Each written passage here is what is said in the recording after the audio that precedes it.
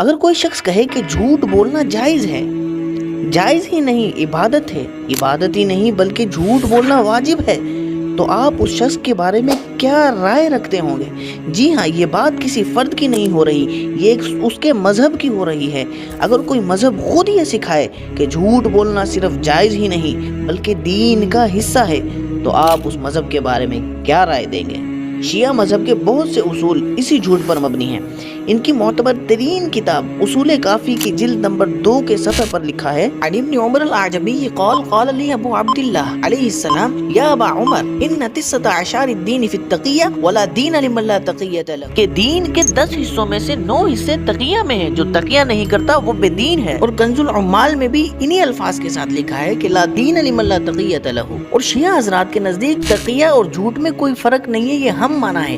اس کی تائید اصول کافی کی 2 نمبر جلد کی اس عبارت سے ہوتی ہے: ان ابی بصیر قال قال ابو عبداللہ علیہ السلام التقیۃ من دین اللہ قلت من دین اللہ قال ای واللہ من دین اللہ ولقد قال یوسف علیہ السلام اعوذ باللہ من الشیطان الرجیم ایتها العیر انکم لسارقون واللہ ما کانوا سرقوا شیئا۔ ابو بصیر نے کہا کہ ابو عبداللہ علیہ السلام نے کہا کہ تقیہ اللہ کے دین کا حصہ ہے، تو میں نے ان سے عرض کی کہ یقیناً اللہ کے دین میں سے ہے؟ تو انہوں نے کہا ہاں، اللہ کی قسم یہ اللہ کے دین میں سے ہے۔ اور یوسف علیہ السلام نے بھی کہا تھا کہ اے جماعت والوں انکم لسارقون، تم چور ہو، حالانکہ انہوں نے کچھ بھی نہیں چرایا تھا۔ اس سے بات واضح ہوتی ہے کہ تقیہ اور جھوٹ ان کے نزدیک سیم ہے، لیکن کچھ شیعہ حضرات کہتے ہیں کہ نہیں، جھوٹ اور تقیہ سیم نہیں ہے۔ چلو خیر، اگر ان کی یہ بات بھی مان لی جائے کہ اس سے مراد جھوٹ نہیں ہے بلکہ ظالموں سے اپنی جان بچانے کے لیے ظاہر کچھ اور اندر کچھ اختیار کرنا ہے، اور اس کی بنیاد وہ یہ بات ہے کہ حضرت علی رضی اللہ عنہ نے جو خلفائے ثلاثہ کی بیعت کی تھی وہ تقیہ پر ہی مبنی تھی۔ ظاہراً تو ان کے ساتھ شریک تھے لیکن دل سے ان کا انکار کرتے تھے۔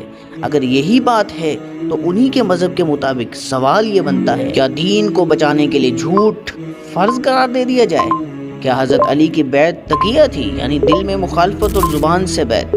اگر تقیہ واجب ہے تو پھر امام حسین علیہ السلام نے کربلا میں تقیہ کیوں نہ کیا؟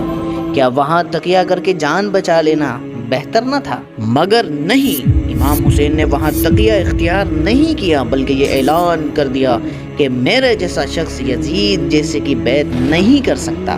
تو یہاں پھر سوال باقی ہے کہ اگر تقیہ واجب ہے تو حسین رضی اللہ عنہ نے کیوں نہ کیا؟ اگر انہوں نے واجب ترک کر دیا تو کیا معصوم واجب کو چھوڑ سکتا ہے؟